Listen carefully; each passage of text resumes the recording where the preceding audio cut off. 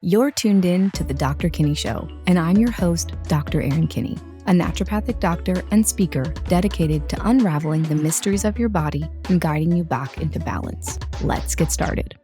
Hey, real quick, guys, before we start the episode, I want to share something that I'm really excited about. I know how hard it can be when your hormones feel out of balance, low energy, mood swings, and not feeling like yourself, which is why I created the supplement line Optimal Harmony. With natural science-backed ingredients, it's designed to support your hormones, stabilize your mood, and help you reclaim your energy and confidence, because when your hormones are balanced, everything feels easier. You deserve to feel amazing every day, so let Optimal Harmony line of supplements help you get there. Check out the show notes for details on how to purchase and to find an exclusive discount code for my podcast listeners. Take care, guys. Hey, everyone. Welcome back to another episode of the Dr. Kinney Show. This week, I'm really pleased to have joining me Grayce Muffler, who is an integrative health practitioner. And I'm really excited for her to come on and share her story. And you guys will quickly learn how she's had quite an intense story and how she really helps her clients and patients get better. So thank you so much for being here. Yeah, thank you for having me. I was saying right before we got on how this is such a full circle moment because when I was at my sickest, that's when I discovered you and your podcast, cool. And now I'm here. So yeah, it's very, very crazy. But thank you for having me. I'm super grateful. Thank you for being here. I'm excited to have you share your story. So why don't you start with that? Okay, so I will try to make this as condensed as possible, but really everything with my health kind of started when I was in college. So around 2015, 2016, primarily digestive issues, and then kind of weird immune-based problems, particularly pink eye. I would get pink eye all the time, and it became like a joke in my friend group that Grayce has pink eye again. Like, what's going on with her pillow? Weird. That very weird. But just like kind of a weakened immune system in general, and being a lot more sensitive than my peers.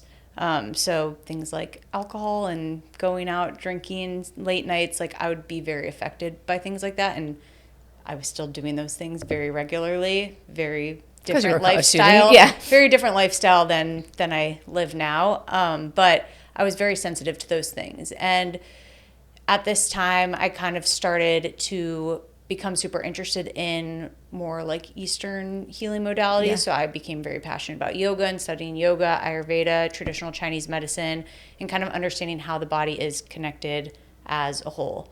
And then my senior year, I moved into a very old home. It had an unfinished basement with nothing but a leaking toilet. Oh, no. And at the time, I'm like, it's hilarious. We have a leaking toilet in our basement. Didn't think anything of it.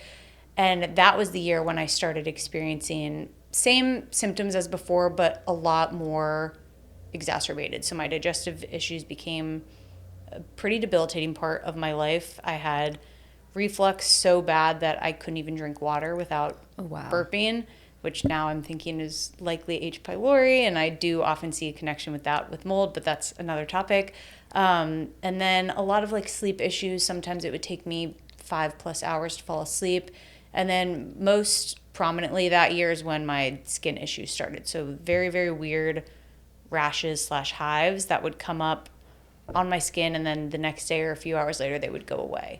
And the first time I got it, I actually thought it was poison ivy because that's what it looked like. They were these raised bumps all over my skin for no reason, and then they would just go away.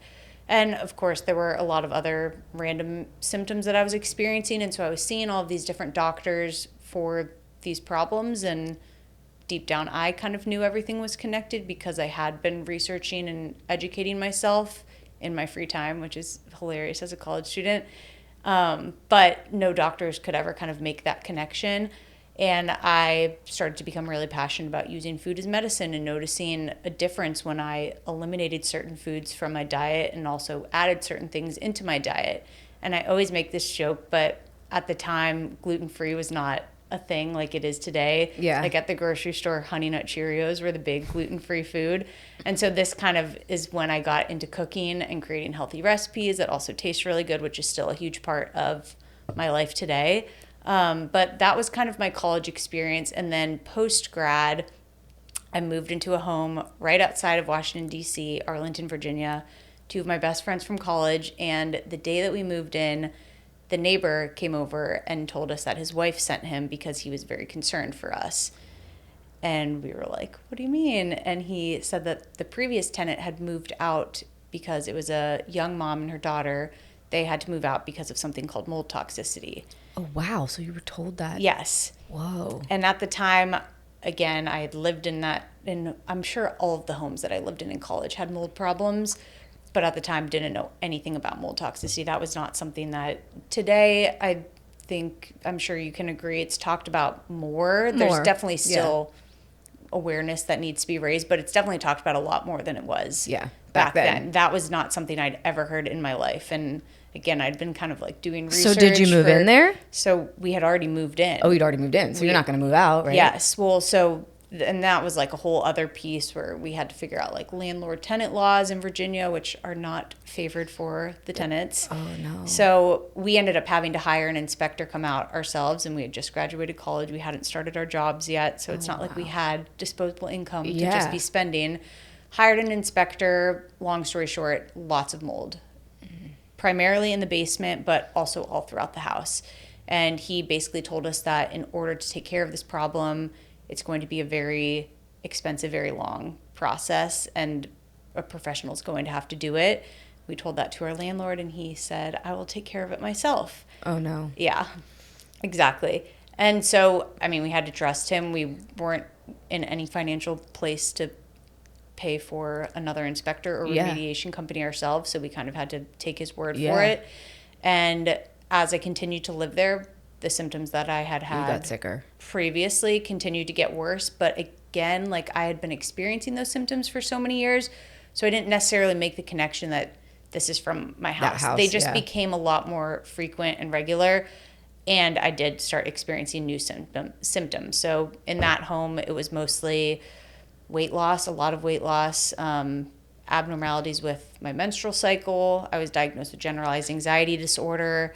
My sleep became horrific. I would wake up with these weird bruises and like goose eggs all over my body, which were very, very strange. But again, not really connecting the dots to it being mold. But deep down, I did have an understanding that everything was connected, that these things weren't just random, and it would make sense that something in my home could be triggering it. But I would bring it up to doctors all the time and say, like, by the way, I am living in a moldy home. Like my dermatologist, I do have these full body rashes. I am living in a moldy home. And I was always kind of told that that would really only affect your lungs and your breathing. Oh, you don't have pneumonia, you're fine. So I saw a pulmonologist, had a chest x-ray, like all that looked great. So I'm like, okay, can't be mold. So living in that home, additionally, that is when COVID hit, which kind of made everything worse. So I was not only in that house 24/7, I also converted the basement, which was the highest mold population count, to my at-home gym and yoga studio. No. So as we'll get into, there a lot. Yes, and as we'll get into, I was opening my largest detox pathways. I was just sweating, to get it all in there. I was breathing it in. So that definitely played a role, like looking back. But at the time, didn't really have any idea. But then flash forward, moved to San Diego after that lease was ended, and my mental health was incredible. And so much better. I think that that's kind of just a testament to the impact of your environment, which I'm realizing now, being back on the East Coast for my first winter in some time, is definitely warm weather, nature plays a huge role. Yeah. So mental health was amazing, but physical health continued to get worse, and even more new symptoms at this house, particularly chronic pain, which is something that I had never experienced before. Like I said, yoga is a huge part of my life, and it got to a point where yoga became incredibly hard. Like I would leave classes crying because I couldn't do postures that came so naturally to me. And that was very mentally challenging as well. But everything else from beforehand had gotten worse. So horrific digestive problems, full body rashes. My sleep issues turned into full-blown insomnia, where some months I wasn't sleeping at all. Neurological-based issues, so terrible brain fog, fatigue, slow speech. I would start a sentence and not remember where I was by the end of it, like putting my phone in the refrigerator and not being able to find it. And so then I was like, okay, I need to do something about this. I need to pursue maybe something outside of conventional medicine. So I found a functional medicine doctor, and she tested me for Lyme disease. it was positive for Lyme and multiple co-infections. And that was kind of like, yes, this is the end. There's something, yeah. This is, it honestly, it sounds crazy, but it was, you were happy. I was happy yeah, to have about something, it. Yes, have an answer, to have an right? answer and to know like this is what I need to do to get better. But as we followed through with the treatment, I continued to get sicker, and a few reasons for that. Number one being we went right into the killing, the detox work without any sort of drainage work, which we'll get into, but also because you were still living in a moldy house. I was living in a moldy home in San Diego. So got a new doctor, and this is kind of when I found your work and some of these other naturopathic doctors or just people online talking about mold toxicity when, again, it was not very talked about. Yeah. And first thing this new doctor said to me was, you're living in a moldy home. And I was like, no, I've lived in mold before. This is different. Like, I have Lyme disease. I'm not living in mold. And I see this often with clients too. You don't want it to be mold. Nobody wants it to be mold. And also too, just from like a trauma standpoint, knowing that your home, your safe haven, the place where you sleep, where you relax, where you want to be calm and refresh, is the same place that's making you so sick. Yeah. That's very, very hard to really hard to accept. Hear. Yeah. So I did not accept that for quite some time. I actually lived in that home for 2 years until I finally did accept it. Yeah. And another kind of long story short, I did choose to go down the remediation path, rabbit hole with that, and it was a very big mistake. Obviously, my landlord chose the cheapest route, and when I left the apartment, I felt a lot better, which was kind of a testament to, okay, yes, my environment is making me sick. And when I came back, at that point, I had been so sensitized to it that my symptoms went crazy, 0 to 100. And that was probably the darkest point in my life, to be totally honest, but with my health in general. And that's why I am so passionate about educating people about mold toxicity, because of how dark that. I was only there for like 3 weeks to a month before I was like, I need to move out of this place. But my nervous system was in such a state of dysregulation and fear. I was waking up having panic attacks until I went to bed. I was crying at absolutely everything. I couldn't speak without crying. I obviously had the full body hives and rashes. I was going into anaphylaxis from different foods. Yes. Any kind of smell of a chemical would just like set my body off. Like, I was in such a heightened state.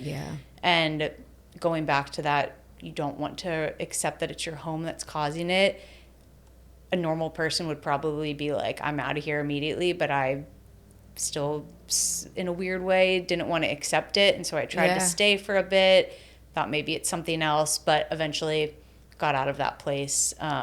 And that was kind of like the biggest extent to my story. I stayed in California after that for a few more years and had some other run-ins with mold. But the difference this time is I knew what it was immediately. I wasn't living there for multiple years trying to figure it out. So now if it does happen, you know what to do. I'm able to identify it pretty immediately and be able to take action.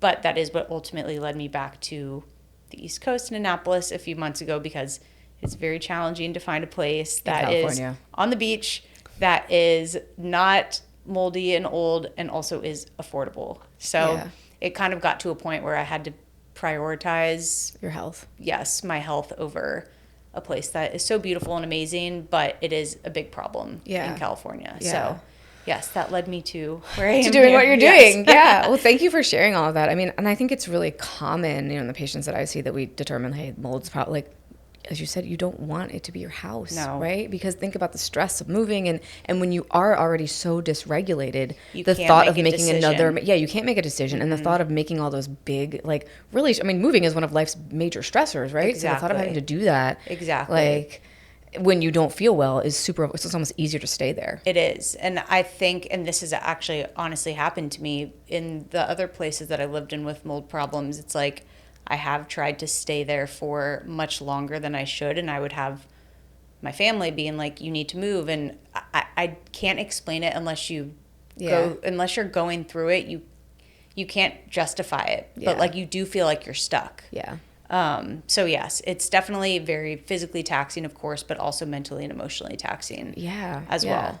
Which I think if you're listening and you've either been through this process or you've just been told, like, hey, it's mold, like, know that it's okay, that this is hard. It's going to be hard. Absolutely. And that eventually it will be worth it, but it's not an easy, this is probably the hardest thing, I think, health-wise, because of the changes you have to make to your life to get better. Yes. And not to mention your belongings and anything that whole, could be contaminated. That's a whole other we could probably do a whole topic other episode of that. Exactly, in and of itself. But yes, it is a very traumatic process, to say the least. So I have so much compassion and so much empathy for anyone that's going through this. Yeah.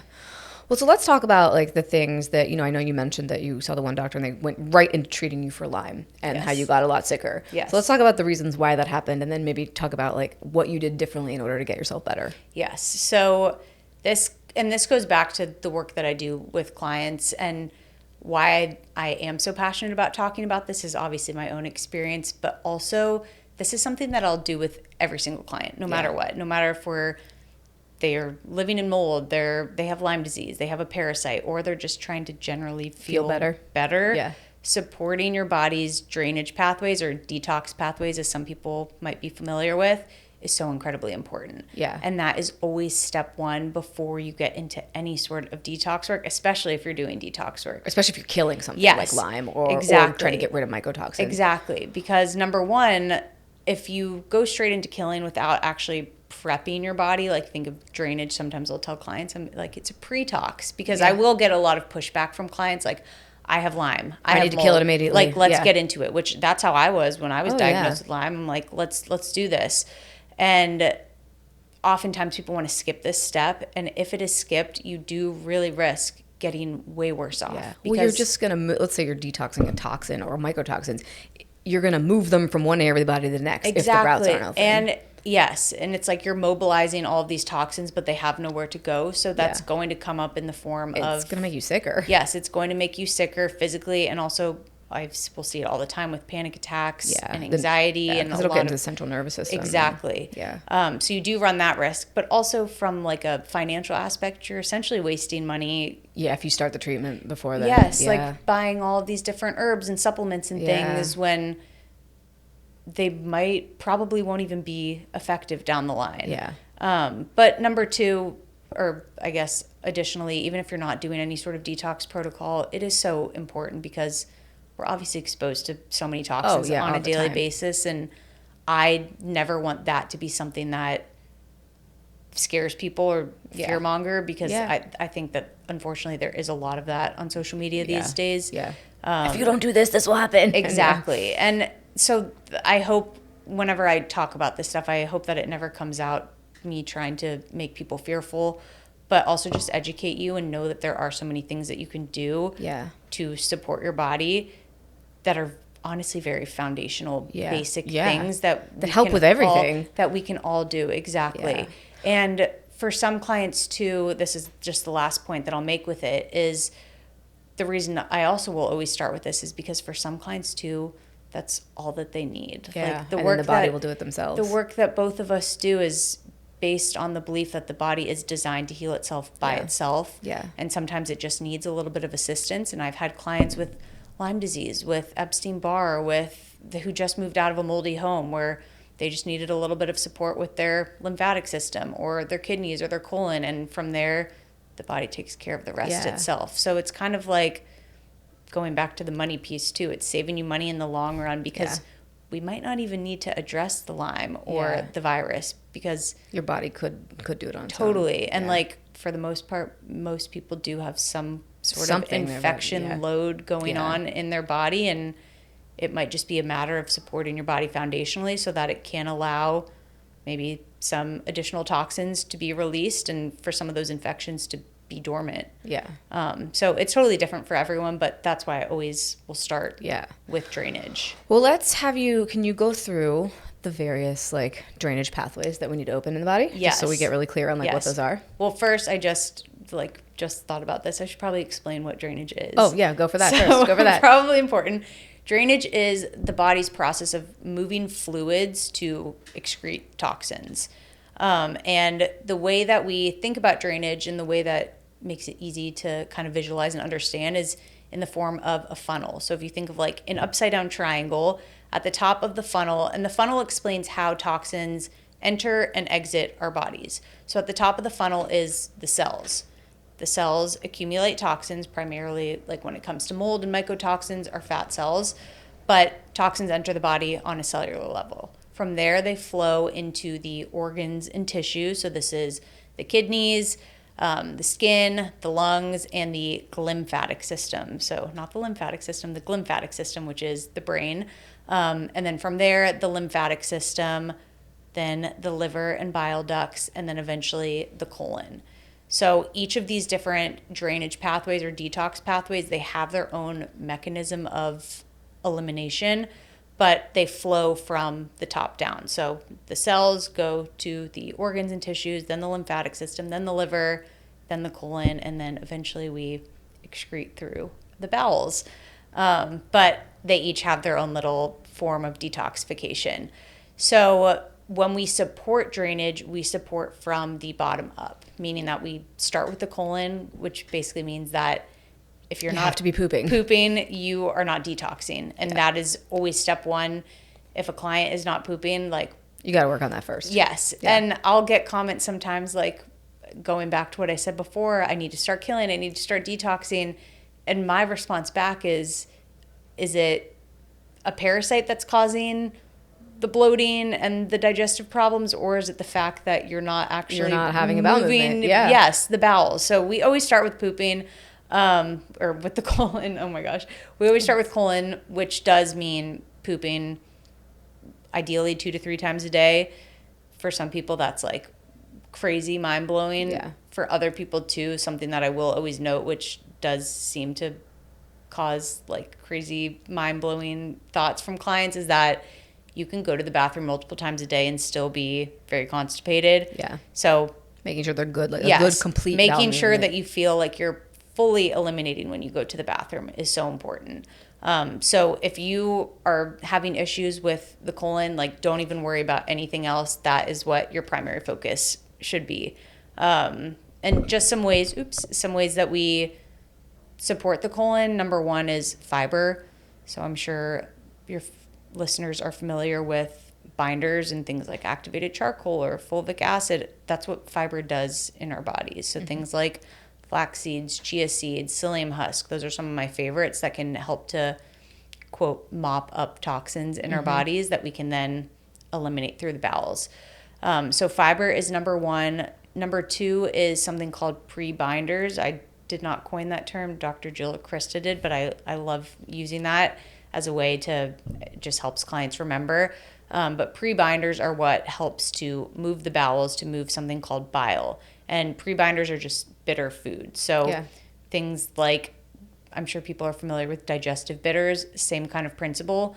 So when our tongue tastes the taste of bitter, it sends a signal to our brain that we've just ingested poison. And from there, the brain is like, SOS, quick, let's start moving stuff. So bitter foods are incredible. And that's kind of like an easy hack. Of course, you can take digestive bitters, but incorporate some kind of bitter food onto your plate. So that could even be chocolate. That's good. But like arugula, cabbage, cruciferous vegetables, tahini, cacao, etc. And then, so basic, another one that people give me pushback is hydration. Is it a parasite, or are you just dehydrated? Very dehydrated. So going back to basics here, like making sure that you are properly hydrated with minerals, that your cells are actually absorbing the water that you're drinking. Super basic. And then, of course, if needed, and I will bring in additional like supplemental support with clients, because going to the bathroom is so important. So things like magnesium citrate or oxide. I love triphala, which is an Ayurvedic herb. But just totally depends on the case. Exactly. And something too to note is that each of these pathways, usually someone has a certain pathway that needs more support than others. And like that will be found through blood work, through their intake, when we go over their health history, when I learn about their symptoms. So it doesn't mean that like every single person is going to be doing a million things for each of these pathways. I do think that supporting all of the pathways on a daily basis is so important, but you'll start to notice a lot of these things will support, like hydration is going to support everything. Yeah. So it's nothing crazy, but if there is a case where someone is not going to the bathroom, for example, we're like, okay, we know that we need to focus on the colon. Yeah. From the colon, then we move into the liver and bile ducts. And something that I think is so, well, it's funny for me. It's probably no one else has the same kind of sense of humor as me when it comes to this stuff. You'll probably find it interesting. Is a lot of times when people think of the liver, that's kind of, they think of detoxing. That's like the primary system. But they also associate things like juice cleanses. Oh, yeah. Yeah. And what's so funny, or like the funny part of this to me, is that in order for the liver to properly detox, to move through phase 1 and phase 2 of detoxification, it needs nutrients. It does. It has to have nutrients. It needs fuel. Yeah. It needs a ton of vitamins and minerals, amino acids, fiber, all of which are, aside from vitamins and minerals, are stripped in a juice. Yeah. So oftentimes when people think that they are detoxing their liver and feeling so much better doing these juice cleanses, it's essentially they're restricting their calories, and that's why they're probably feeling lighter and better. Yeah. But in order to properly detox, your body needs fuel. Yeah. And so food is medicine. The best way to support liver detoxification is through the food that's on your plate. Yeah. And this goes back to the pre-binders piece. So bitter foods, fatty fish, beets, artichokes. There are tons of liver-supporting foods, cruciferous vegetables, certain herbs. I love having my clients drink dandelion tea often. Dandelion tea is great. Yeah, so milk thistle sometimes, schisandra, things like that. And then lifestyle-wise, I love castor oil packs. I'm They're so fantastic. Huge fan of castor oil packs because it's like set it and forget it. I'll have clients wear it at night. You don't even have to think about it. Watch a show, read a book. Exactly. Put on a big T-shirt over it. So I do love castor oil packs in terms of lifestyle, but truly the best way to support liver detoxification is through your diet. Food, yes. And getting I think in those... that's good. You make the point of like a juice cleanse is not going to fix your liver. Exactly. Like, I find people feel good doing it, but oftentimes they tend to crash afterwards. They exactly. It's not great for your blood sugar balance. Yes, totally. And sometimes I feel like it puts more stress on the liver. Agreed. Yes, because they are restricting. They're in a restricted state. And going back to the nutrients that are needed, like you need amino acids found in protein. So I'm a huge advocate of animal protein, and me too. That's a great food medicine for the liver. So yes, it's just kind of ironic that the thing that we think or that we associate so commonly with liver detoxification is not necessarily the best. I love juices, but I think alongside a meal with protein and fiber, because that fiber piece is so critical. Yeah. So then after the liver, we move into the lymphatic system, which I know that you just did a whole episode with Caitlin. So I'm not going to harp on this too much, but I do think it's important to reiterate that, number one, the lymphatic system runs in conjunction with the immune system. Yes. So it is so incredibly important to make sure that the lymphatic system is running smoothly for optimal immune health, but also that it doesn't have its own active pump. So it's not like the cardiovascular system with the heart. Yeah. It relies on muscles. Yes. Muscle contraction, movement, breath, and compression to actually move it. So this isn't something like that requires tons and tons of effort, like just moving your body on a daily basis. You're working the lymphatic system, but I do find oftentimes, especially with clients who are dealing with toxin overload, that they have a lot of stagnation in their lymphatic system. Yeah. So it does require a little bit of extra work, but just focusing on movement, focusing on contracting your muscles, even if that means like some air squats or 5 push-ups, any form of movement, getting outside in nature, jumping is a great one. Jumping is fantastic. Some of my favorites, I love dry brushing or legs up the wall. And this is another thing too. I did a post on this recently on social media, and people were interested in it, is that so many of these things, especially lymphatic drainage tools, are great habit stacks. Like you can put your legs up the wall while drinking your dandelion tea and journaling and having your castor oil pack on. It's like it doesn't have to be this regimented. You can find ways to be creative. But again, just moving your body, making sure that you're not stagnant will help to move the lymph. And also breathing is a huge one, which will support the lungs. So after lymphatic system, we move into the organs and tissues, which again, the kidneys, the lungs, the skin, and the lymphatic system. So different from the lymph. So with the kidneys, This is another one that people are probably familiar with, but best way to nourish the kidneys is hydration with minerals. Yes. And this can be water. I love telling clients to do water with, maybe they want to do trace mineral drops or a pinch of salt. I love Redmond salt. Just add a pinch for minerals. Also, I love mineral-rich herbs and herbal teas. So like nettle or horsetail or parsley, those are great options as well. And then food medicine wise, things for the kidneys are really anything that's like that dark red, blue, purple color food. So goji berries are a huge one. Any form of berries, really, cherries, pomegranates, etc. Parsley is another great food for the kidneys. Just trying to get those in, but hydration is key. Yeah. And then we move on to the lungs. So obviously breathing. So really focusing on your breath, and this is huge for the mold piece as well, and also just environmental toxins in general. Like your breath, your lungs are how you take in oxygen, the world, yes, and any sort of toxins that might be in your environment. So I love incorporating some sort of breathwork practice for clients as well, and also with the nervous system piece. That's just a great tool for anyone to benefit from. And then the skin, it's another kind of obvious one. It's our largest detox organ. Best way we detox for the skin is sweating. So it's going to be a good sweat in. Yes, get a sweat in, whatever that looks like for you, whether that's a workout, a sauna, hot yoga, a hot bath, whatever it needs to be. But I do think sweating is really important. So incredibly important.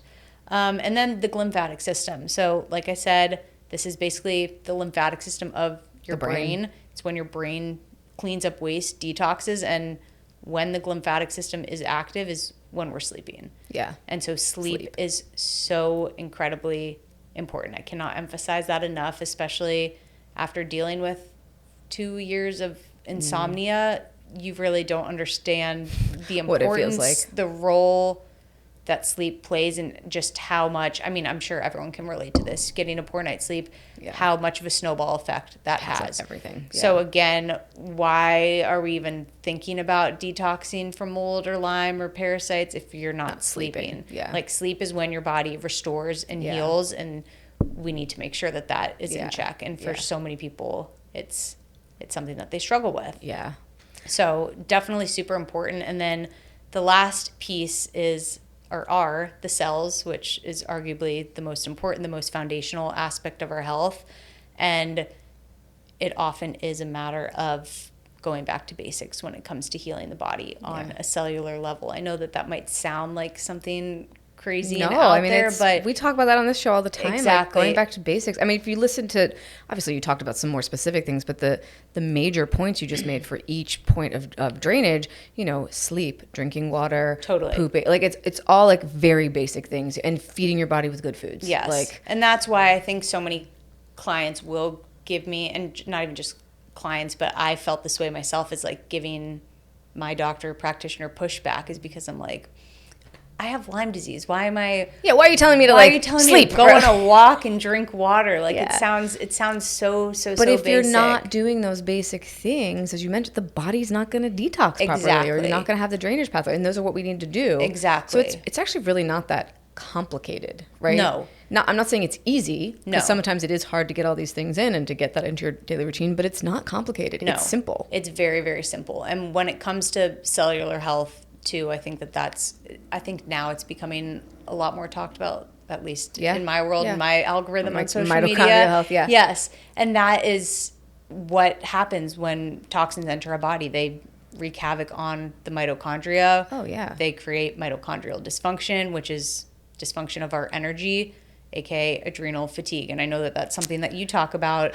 Yeah, I mean, adrenal fatigue, happens like your cortisol levels tank, and when cortisol is low, it actually affects your body's production of ATP. So it's really the cellular ATP production that like we're trying to make happen properly. Like, without ATP, your cells can't do anything. You don't have any energy, it doesn't work. Exactly. But if you do all these foundational things that we're talking about, it's going to help your cells. Exactly. They can have energy and you can do all the things. Exactly. But that's why it's like, focusing on cellular health is so similar to the things that you touch on with adrenal fatigue, like balancing your circadian rhythms, getting sunlight in your eyes, limiting blue light at night, making sure your sleep is in check, spending time in nature, like connecting with the earth. Again, very, very basic foundational things. Of course, there are supplements and and things of that nature. You can get more complicated with all these treatment things, but I think the message here is until you are doing all of the foundational things, you really don't need to do the more complicated treatment plans because your body won't be ready for them. Yes. And I think they might not even need them. You might not even need them, exactly. So you might be spending money that you don't need to be spending. You might be spending time that you don't need to spend. And exactly. Like, so if you focus on the basics. Now, if you do the basics and you don't see results, that's when we would go to like the more complicated. And I want to be clear on that. I don't want everyone to think that, like, of course, if they are dealing with serious mold toxicity or heavy metals or parasites, whatever it might be, that's all they need. For some people, it is. And I will say sometimes for some of my clients, but for a good majority of them, there are other things that we do need to address down the line, but we're not going to even go there until the foundations are in place. And that's really what drainage is. It is something that's so foundational. And it's something that we can all do on a daily basis. And again, it doesn't have to be. It doesn't have to take a long time. Yes, this crazy thing. Like, and sometimes I think just the education piece, just understanding, hey, when I get sleep, it's actually helping my brain clean up crap from the toxins or whatever. Agree. Or when I, drink enough water, it's supporting my kidneys and my bowels and my lymphatic system. So I think understanding why you do the basics oftentimes helps people be more compliant. I find that with everyone I work with. 100%. And that's a huge part of my practice, and I always say this maybe stems from me going the conventional route for so many years and having they don't teach you in the exactly. And so now I'm very well aware that some of my clients are like, I don't care, like just tell me what to take and what to do. But I am huge on education and empowerment because it's so true. When you understand the why, the what and the how becomes so much easier. If you actually know why you're doing something and what it's doing for your body, for your health, and some of these long-term effects that they can have,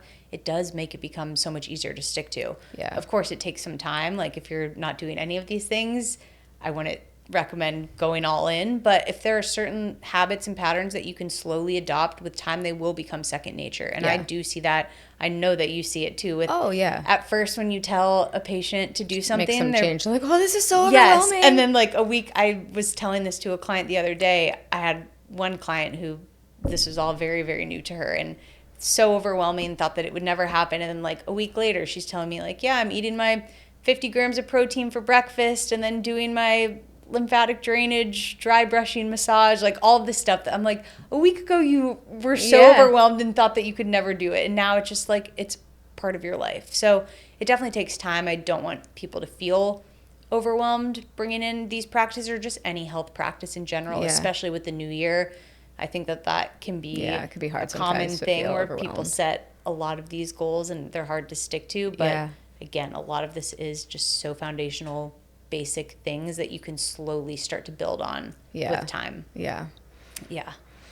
Well, this is awesome. So much information. Yes, oh my gosh. Thank you. And I will say, like, what's your Instagram? Share that for everyone. It's at Giving Grayce, and my name is Grayce. Yeah, we'll share it in the show notes. She is fantastic to follow. I love how you have fantastic recipes. She gives so much info. Like, each of your posts, I feel like there's so much information. You do a fantastic job educating. So thank you. If you want to learn more about everything she's talking about, go follow her on Instagram because I have lots of posts on drainage. She has tons of posts. Don't you have a free guide on drainage? It's not free, but it's not free. Sorry. I do have an ebook on drainage. Fantastic. Yes. That's on my website, but with that I have posts on everything. She has a ton of great content, so definitely go check out her stuff. And then if people want to work with you, you work with people virtually, right? Yes, my practice is entirely virtual. Fantastic. So I work with people all over. Yeah. And people can access that through your website, right? Through my website, through Instagram. But yes, everything, easiest place is my Instagram because that's where my website and everything is. But if you have any sort of difficulty, just message me on Instagram and I'm happy to help. Yeah. Well, thank you so much. This was really informative, really helpful. And I think the message is, go back to the basics. Exactly. Really work on your basics. And, exactly. And if you are really struggling, obviously reach out to a provider that can help you kind of figure out the order of which you need to, like get your treatment plan going. But you have a place to start, and that should at least be empowering to know that there's so much that you do have control over. Yeah. No matter if you're going through something significant with your health or even just trying to feel your best. Yeah, even you're just trying to optimize your health. All these things will make you feel really good. Yes. Yeah. Well, thank you so much. It was great to have you on. Thanks for sharing your story. This was amazing. And thank you guys for listening, and we'll see everyone next week. Thank you for tuning in today. If you enjoyed this conversation, be sure to connect with me on social media to find more helpful tips and information. You can find me at Dr. Kinney on all of the platforms. And please be sure to subscribe and leave a rating and/or a review. This helps grow the show so more people have access to this knowledge that leads to empowered healing. Love and light, and see you next week.